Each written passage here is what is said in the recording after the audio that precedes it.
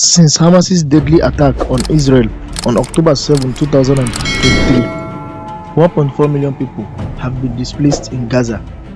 That is over 60% of the Gaza Strip's population.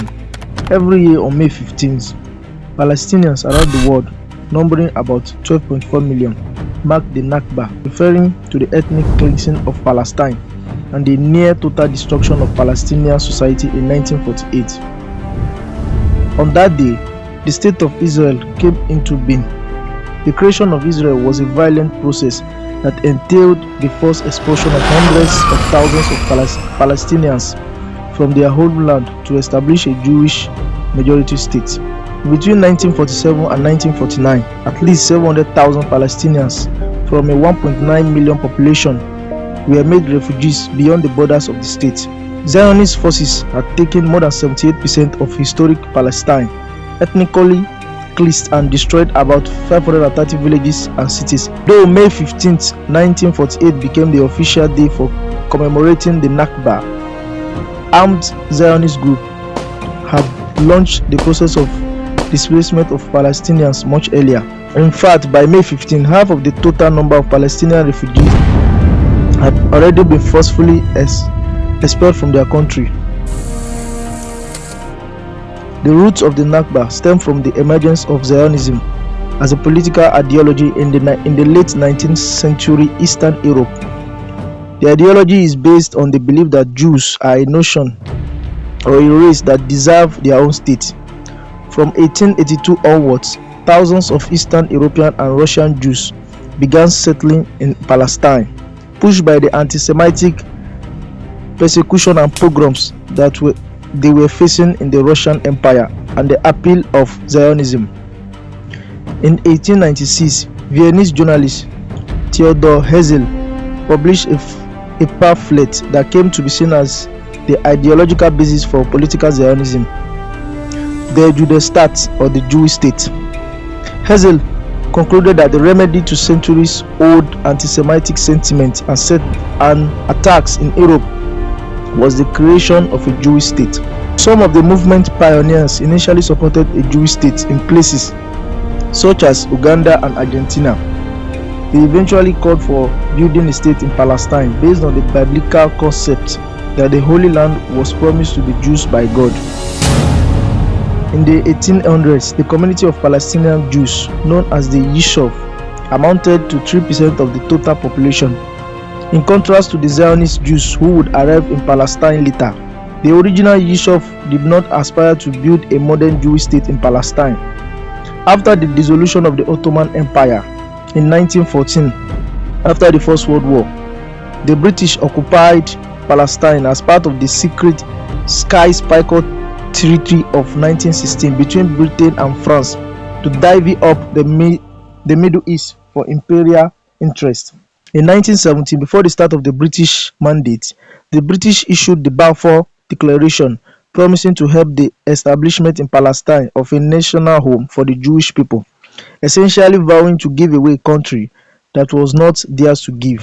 Central to the pledge was Chaim Weizmann, a British-based Russian Zionist leader and chemist whose contributions to the British war effort during World War I made him well connected to the upper echelons of the British government. Weizmann lobbied hard for more than 2 years with British former Prime Minister David Lloyd George and former Foreign Minister Arthur Balfour to publicly commit Britain to building a homeland for the Jews in Palestine. By giving their support to Zionist goals in Palestine, the British hoped they could shore up support among the significant Jewish populations in the US and Russia for the Allied effort during the First World War. They also believed the Balfour Declaration would secure their control over Palestine after the war. From 1919 onwards, Zionist immigration to Palestine, facilitated by the British, increased dramatically.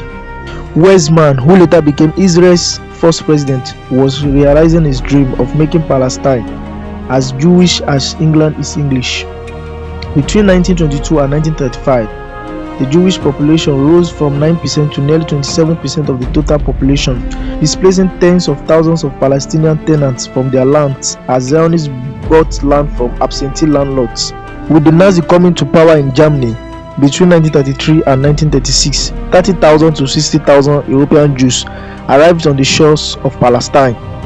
In 1936, Palestinian Arabs launched a large-scale uprising against the British and their support for Zionist settler colonialism, known as the Arab Revolt. The British authorities crushed the revolt, which lasted until 1939, violently. They destroyed at least 2,000 Palestinian homes, put 9,000 Palestinians in concentration camps, and subjected them to violent interrogation, including torture, and deported 200 Palestinian nationalist leaders. At least 10% of the Palestinian male population had been killed, wounded, or imprisoned by the end of the revolt. The British government, worried about the eruption of violence between the Palestinians and Zionists, tried to curtail at several points immigration of European Jews. Zionist lobbyists in London overturned their efforts. In 1944, several Zionist armed groups declared war on Britain for trying to put limits on Jewish immigration to Palestine at a time when Jews were fleeing the Holocaust. The Zionist paramilitary organizations launched a number of attacks against the British, the most notable of which was the King David Hotel bombing in 1946, where the British administrative headquarters were housed. 91 people were killed in the attack. In early 1947, the British government announced it would be handing over the disaster it had created in Palestine to the United Nations and ending its colonial project there.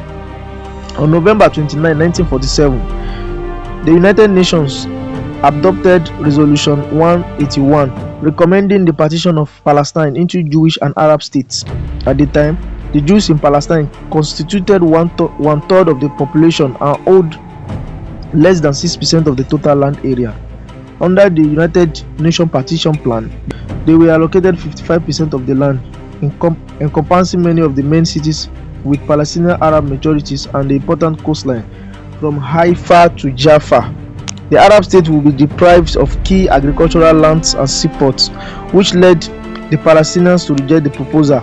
Shortly following the United Nations Resolution 181, war broke out between the Palestinian Arabs and Zionist armed groups, who, unlike the Palestinians, had gained intensive training and arms from fighting alongside Britain in World War II.